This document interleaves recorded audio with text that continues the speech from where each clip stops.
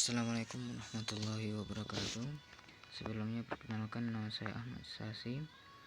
Saya berkuliah di Stiper Sawalantas Junjung, jurusan agribisnis, semester 4. Saat ini saya akan mencoba memaparkan hasil dari ujian tengah semester mata kuliah manajemen agribisnis Stiper Sawalantas Junjung tahun 2021 dengan dosen pembimbing Noni Novarista SPT MSI.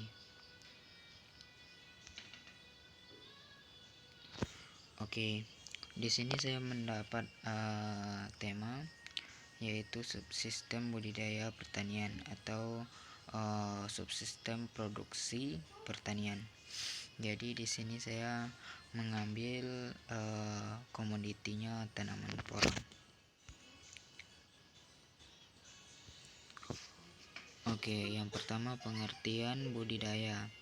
Pengertian secara umum, budidaya adalah suatu usaha yang dilakukan secara tersusun rapi dan juga terencana untuk bisa memelihara dan juga mengembangbiakan sesuatu tanaman atau hewan tertentu agar tetap terjaga kelestariannya dan juga bisa untuk mendapatkan hasil yang bermanfaat serta berguna untuk memenuhi kebutuhan hajat setiap manusia.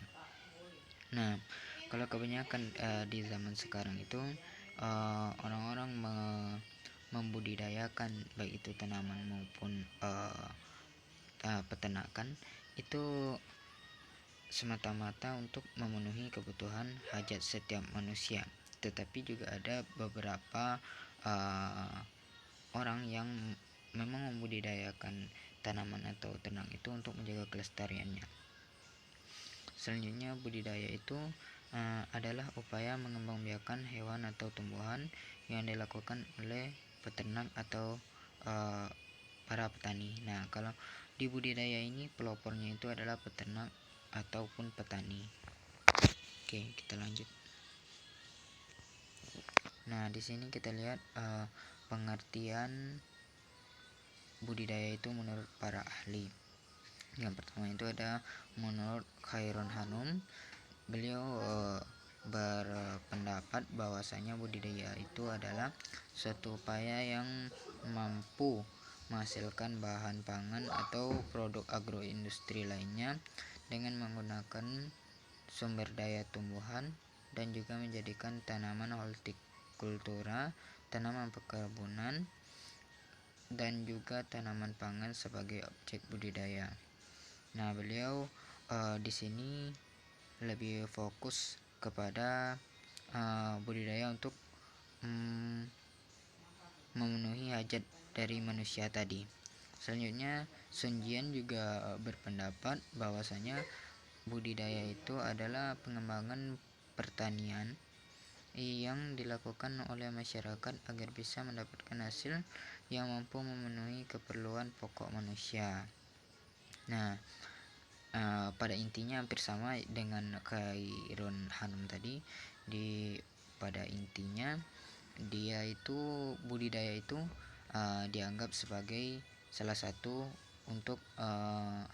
upaya untuk memenuhi kebutuhan manusia.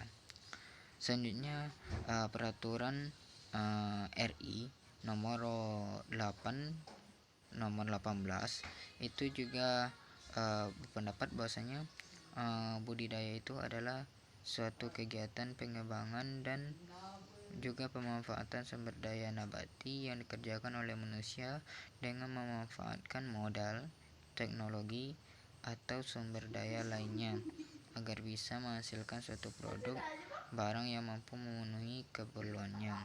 Salah satu contoh di dalam budidaya ini adalah budidaya tanaman hias yang bisa digunakan untuk mendekorasi seperti tanaman pakis saji, cemara, bunga mawar, bunga melati, dan palem kipas.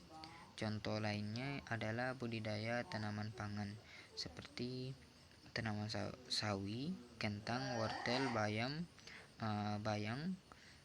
dan tanaman lainnya.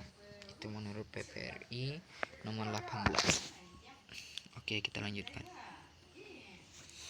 Oke, di sini saya juga memaparkan terlebih dahulu karena berhubung tadi kita bicara tentang pengertian. Di sini juga saya paparkan pengertian dari tanaman porang. Nah, porang itu nama latinnya juga Amorphophallus mulieribrum, adalah salah satu jenis tanaman iles-iles yang tumbuh di dalam hutan. Porang ini merupakan tumbuhan semak atau herba yang berumbi di dalam tanah. Nah, umbi porang ini berpotensi memiliki nilai ekonomis yang tinggi karena mengandung glukomanan yang baik untuk kesehatan dan dapat dengan mudah diolah menjadi bahan pangan untuk mencukupi kebutuhan sehari-hari.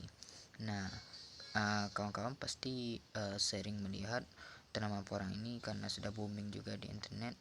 Dia seperti sejenis tanaman keladi.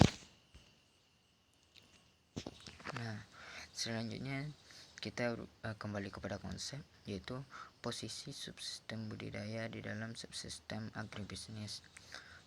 Subsistem budidaya ini mencakup kegiatan pembinaan dan pengembangan usaha tani dalam rangka meningkatkan produksi primer pertanian. Nah, budidaya ini posisinya itu adalah sebagai penghasil dari produksi primer, artinya penghasil barang mentah lah untuk diolah menjadi berbagai produk turunan nantinya lagi. Selanjutnya termasuk ke dalam kegiatan ini adalah perencanaan pemilihan lokasi, komoditasnya, teknologi, dan pola usaha tani dalam rangka meningkatkan produksi primer. Nah, rangkaian-rangkaian kegiatan yang terdapat di dalam subsistem budidaya ini adalah pemilihan perencanaannya terlebih dahulu, selanjutnya pemilihan lokasinya, setelah itu komoditi yang akan kita tanam atau akan kita budidayakan, selanjutnya teknologi dan pola usaha taninya. Selanjutnya di sini juga ditekankan pada usaha tani yang intensif dan sustainable atau lestari, artinya meningkatkan produktivitas lahan semaksimal mungkin dengan cara intensifikasi tanpa meninggalkan kaidah-kaidah pelestarian sumber daya alam, yaitu tanah dan air. Nah, kalau di dalam subsistem budidaya ini yang perlu kita tekankan itu produksi kita harus maksimal, tapi kita juga tidak boleh mengenyampingkan keselamatan alam untuk kedepannya. Selanjutnya di samping itu juga ditekankan usaha tani yang berbentuk komersial, bukan usaha tani yang subsistem, artinya produksi primer yang akan dihasilkan itu diarahkan untuk memenuhi kebutuhan pasar dalam artian ekonomi terbuka. Nah, artinya di dalam subsistem budidaya ini kita juga mengkaji bagaimana supaya kebutuhan pasar itu tercukupi.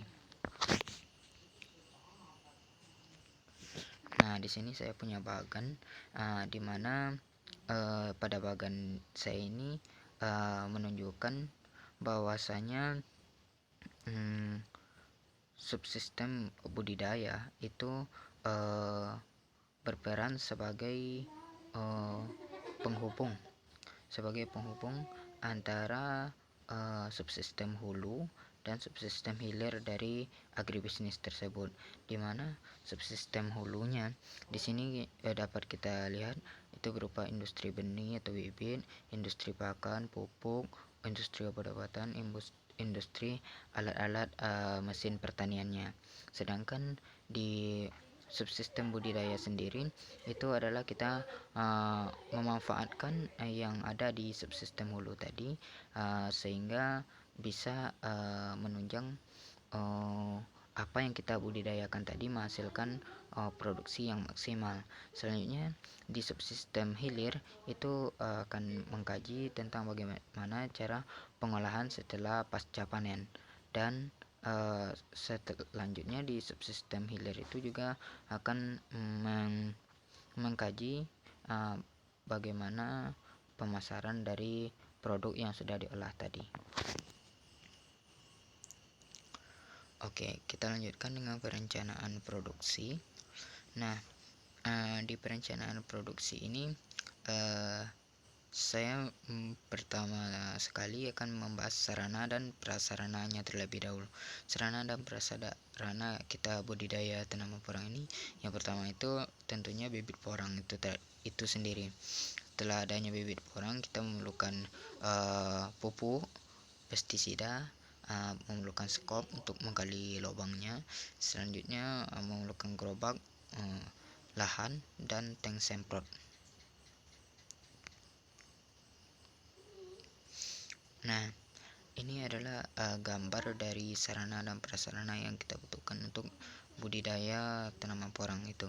Dimana di sini ada bibit, ada pupuk yang digunakan untuk tanaman porang itu.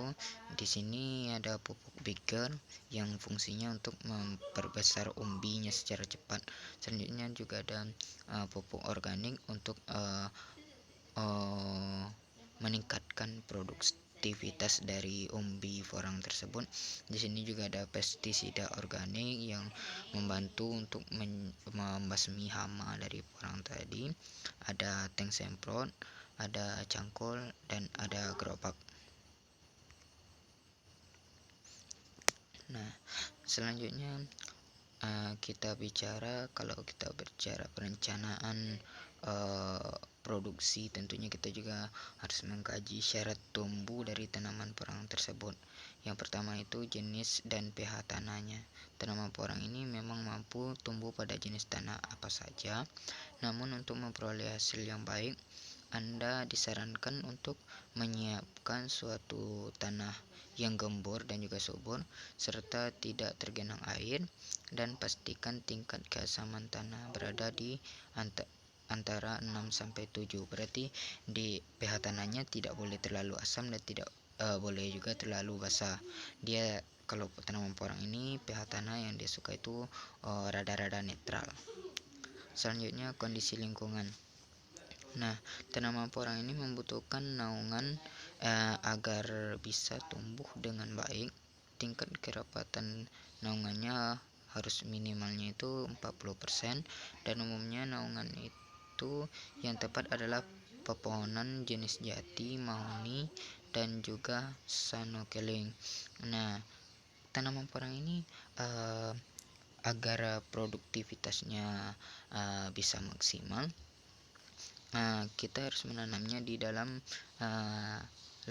di area lahan yang ada pohon pelindungnya, seperti nantinya bisa kita tanam di bawah pohon kelapa, pohon jati, dan pohon mahoni, serta pohon-pohon lainnya yang bisa melindungi dia dari paparan matahari langsung begitu.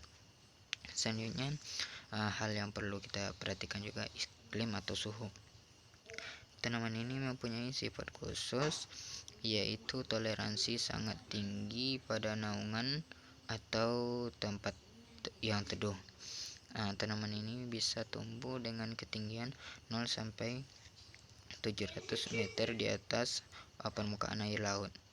Nah, tapi ketinggian yang paling ideal itu untuk melakukan budidaya tanaman porang adalah 100-600 di atas permukaan air laut.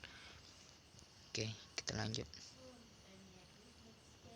Nah, di dalam perencanaan produksi, kita juga harus mengkaji lembaga-lembaga terkait tanaman porang ini. Yang pertama itu kelompok tani. Di kelompok tani itu kita bisa mendapatkan informasi dari berbagai penyuluhan yang dilakukan oleh penyuluh tentang tanaman porang ini, karena porang ini sudah di sharekan atau sudah di bagi-bagikan infonya oleh penyuluh-penyuluh kepada kelompok-kelompok tani, dan juga mereka menyampaikan bagaimana cara-cara yang baik untuk menanam porang ini. Selanjutnya koperasi pertanian. Koperasi pertanian juga bisa kita geluti, karena dengan koperasi pertanian ini nantinya kita bisa mendapatkan juga tambahan-tambahan informasi atau tambahan-tambahan bibit nantinya untuk tanaman porang kita. Selanjutnya toko penyedia sarana dan prasarana.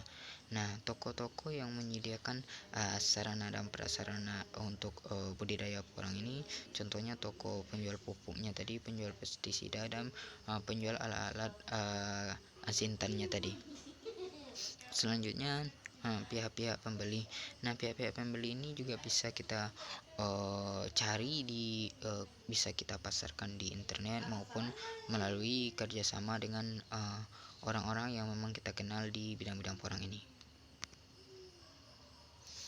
Selanjutnya kegiatan produksi. Yang pertama itu persiapan lahan. Nah, lokasi tumbuh tanaman porang ini yang baik adalah di bawah naungan dengan intensitas cahaya itu 60-70%. Artinya cahaya yang didapatkan oleh tanaman porang ini cuma 60-70% saja, dan 40%-nya lagi itu beliau itu sudah harus berada di bawah naungan atau sudah ada perlindungannya. Selanjutnya kegiatan persiapan lahannya. Kegiatan persiapan lahan yang pertama itu kita kaji dulu pada lahan datar. Setelah lahan dibersihkan dari semak-semak liar atau gulma, lalu dibuat guludan selebar 50 cm dengan tingginya minimal itu 25 cm dan panjangnya sesuaikan dengan panjang lahan. Dan jarak antara guludukan itu adalah 50 cm. Selanjutnya kita kaji pada lahan miring. Lahan itu dibersihkan, tidak perlu diolah. Nah, kalau lahan miring ini kita tidak perlu membuat guludannya selebar 50 cm tadi. Kita cukup bersihkan saja, lalu dibuat lubang pada tempat ruang tumbuh bibit tadi yang dilaksanakan pada saat penanaman saja. Nah, itu bedanya kalau lahannya datar dan lahannya miring. Nah, ini adalah contoh persiapan lahan untuk lahan yang datar. Oke, kita lanjutkan dengan persiapan bibit. Nah, porang ini dapat diperbanyak secara vegetatif dan generatif. Biji, bulbil, atau katak. Bibit yang dipilih adalah dari umbi dan bulbil yang sehat. Bibit porang ini cukup ditanam sekali. Setelah bibit ini ditanam berumur 3 tahun, dapat dipanen. Selanjutnya dapat dipanen di setiap tahunnya tanpa perlu penanaman kembali. Nah, artinya apa? Artinya kita cukup menanam tanaman porang ini satu kali saja. Selanjutnya kita memanennya nanti sekali setahun lagi. Kebutuhan bibit persatuan luas sangat mudah tergantung pada jenis bibit yang digunakan dan jarak tanamnya. Dengan persentase tumbuh benih di atas 90%, kebutuhan benih per hektar itu dengan jarak tanamnya 0,5 meter atau setengah meter adalah umbinya itu diperkirakan 1500 kg nantinya. Lebih kurang itu 20-30 buah per kg-nya. Selanjutnya bijinya kita perlukan 300 kg. Nah, ini contoh bibit dari tanaman porang yang sudah siap kita tanam. Nah, masih tahapan produksi. Lanjut dengan cara tanam porang tersebut. Nah, tanaman porang ini sangat baik bila ditanam pada saat musim hujan. Bukan tidak boleh ditanam pada saat kemarau, tetapi akan lebih baik jika kita tanam pada saat musim hujan. Cara menanam porang itu adalah sebagai berikut, di mana yang pertama memasukkan bibit porang yang telah disiapkan ke dalam lubang tanam yang sudah disiapkan juga. Selanjutnya diberikan pupuk dasar sebelum umbi porang ini ditanam menggunakan pupuk bokashi atau pupuk kompos. Nah, 0,5 kg per lubangnya dicampur dengan topsoil. Sementara untuk bibit katak gunakan pupuk bokashi atau kompos yang dicampur dengan tanah sekitar. Selanjutnya perlu diperhatikan letak bakal tunasnya. Itu perlu kita perhatikan. Tanaman porang ini harus menghadap ke atas. Nah, tunasnya itu harus dihadapkan ke atas, sama seperti menanam ubi batang. Kemudian pada lubang tanah yang telah disiapkan tersebut harus diisi satu bibit porang dengan jarak tanam antara 1 kali 1 meter. Nah, setiap lubang itu harus diisi cuma dengan satu bibit saja. Setelah selesai, tutup kembali lubang dengan tanah setebal 3 cm. Tidak boleh terlalu tebal untuk menimbun lubangnya tadi. Nah, ini adalah proses penanaman porang tersebut.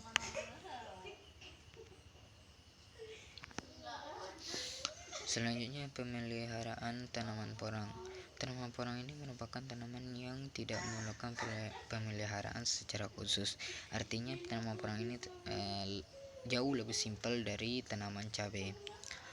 Namun untuk mendapatkan hasil pertumbuhan dan produksi yang maksimal dapat dilakukan pemeliharaan yang intensif dengan cara yang pertama itu penyiangan, di mana penyiangan ini dilakukan dengan membersihkan gulma yang berupa rumput liar yang dapat menjadi pesaing tanaman porang ini dalam hal kebutuhan unsur hara maupun kebutuhan airnya. Sebaiknya dilakukan sebulan setelah umbi porang ini ditanam. Penyiangan berikutnya dapat dilakukan saat gulmanya muncul. Nah, artinya setelah sebulan pasca tanam kita harus membersihkan gulmanya. Setelah itu kita boleh membersihkan gulmanya kalau gulmanya sudah tumbuh. Gulma yang terkumpul ditimbun dalam sebuah lubang agar membusuk dan menjadi kompos. Nah, gulmanya tadi jangan dibakar atau jangan dibuang jauh-jauh, cukup kita timbun dalam satu lubang yang pada intinya nanti akan bisa menjadi pupuk sendiri bagi porang tadi. Oke, ini adalah bentuk tanaman porang yang sudah disiang. Selanjutnya pemupukan. Pada saat pertama kali ditanam, lakukan dulu pemupukan dasar, mana tadi seperti yang saya jelaskan pada saat proses penanaman.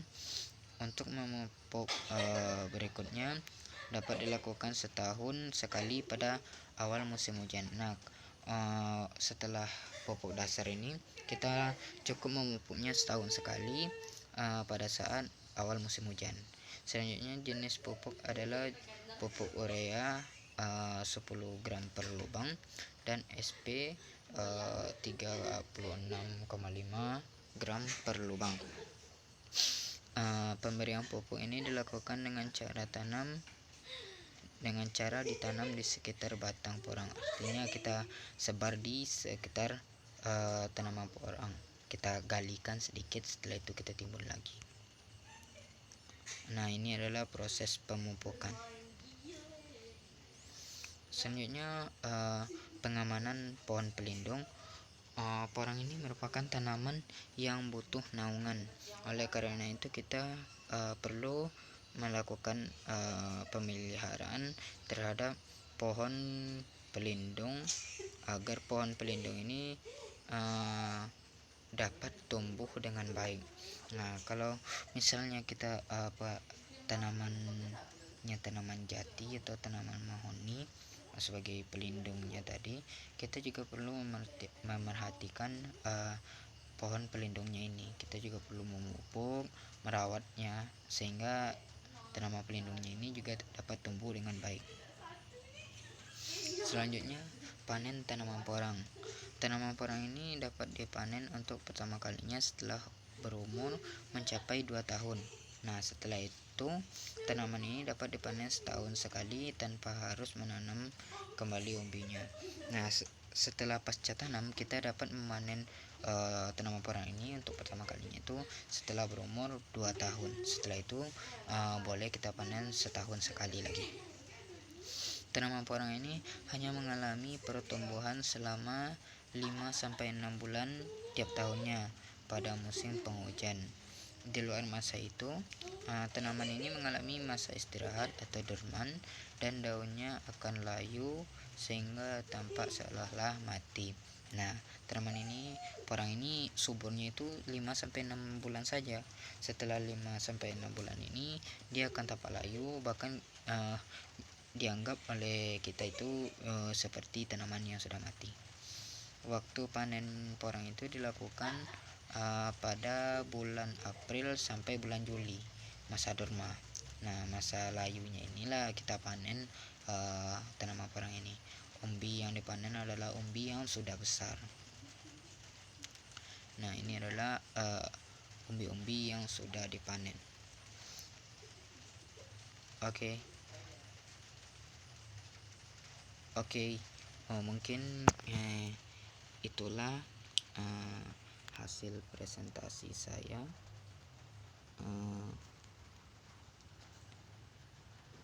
Saya ucapkan Assalamualaikum warahmatullahi wabarakatuh.